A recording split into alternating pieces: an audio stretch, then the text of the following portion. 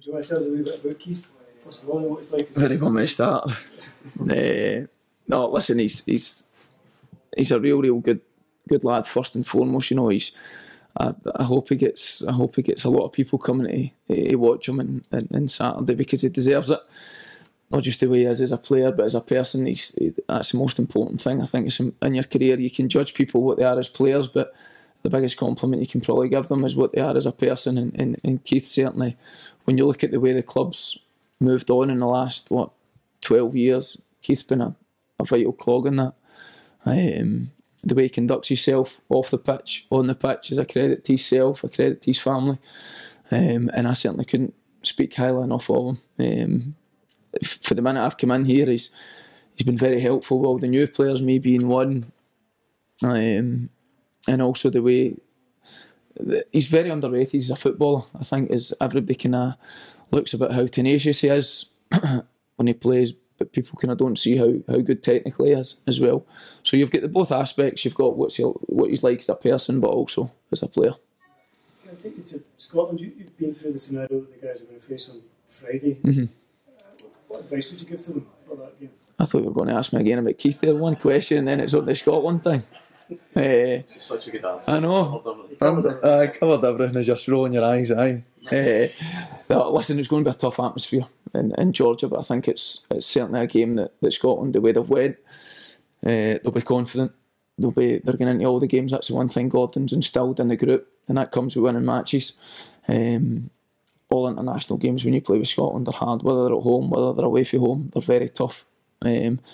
But I've certainly got no fears that Scotland can go and at worst pick up a draw. But I definitely think that the group of players that they've got, how hard they're working for each other, the way the manager's got things organised, that they can certainly win the game. They have to go into it looking to win the game, not go into it with this notion of they're good to come away from there with a point. No, listen, they'll know. The manager, Gordon will have everything under control. Everybody will be very well organised.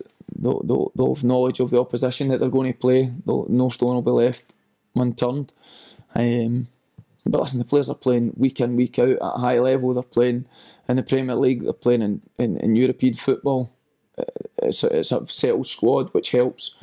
And they won't need me or anybody else, ex-players, ex-internationals, telling them what they should be doing and what they shouldn't be doing, because they're there because they deserve to be there, and they've earned the right. Because I think that they've, as you can see, there's nothing better when the country's really behind a good national squad. You can see the difference. The mood's different in the camp. The mood's different with you guys, and people now look forward to Scotland games, and hopefully they can get us to a major finals. You've obviously spoken highly of the manager in the past. Yes. See the ideal man to be in charge at this point in time, in terms of we're really getting to the crunch stage of the group, the pressure, the expectancy levels are rising all the time. Will he keep the players very much in check? Aye, well, you wouldn't want to change him just now. Would you want an on-manager in charge just now after the success they've had? Given that you know him so well. Nah, no, listen, he's the right man to take them forward just now. He's brought stability back into the squad.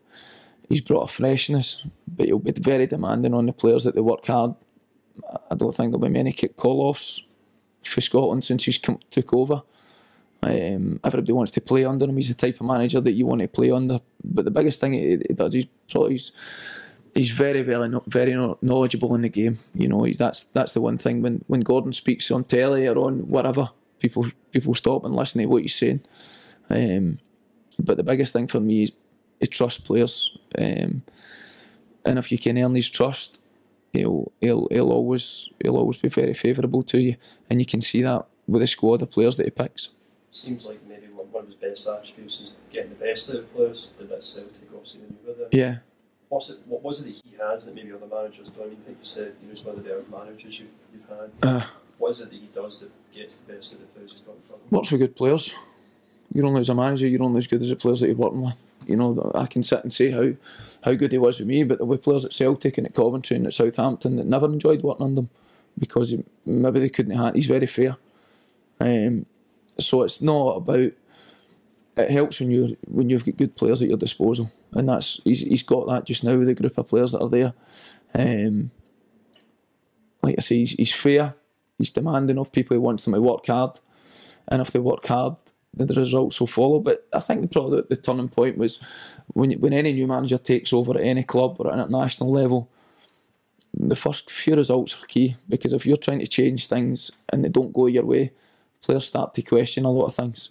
Whereas when Gordon took over, they get good results, so the players then start to see, wait a minute, what we're doing here, it's working, and you buy into it. You were in the Scotland squad that last went to Georgia. It wasn't a fortunate result, but I mean, if you could maybe talk to me a bit about what that was like going to Georgia, and perhaps maybe some word of advice to the players who went there for the first time. I'm certainly not going to sit here and give any of the players advice, that's for sure. But I remember the game, when you play away from home with Scotland, it's a lot is based on your team discipline, your team shape, being organised and playing from there. But I remember at that instance, certainly Cleese had said it was a game that we felt we could go there and win the game. They had a young 16-year-old goalkeeper, maybe, or 17-year-old making his debut at the time, and I don't think we had a shot at goal against them. So the big thing was about us testing them early and putting pressure on them, and we never done that, which was disappointing. But you sometimes get that in football. You know, it's we never turned up on the night, we never played well as a group, and ultimately we lost the game.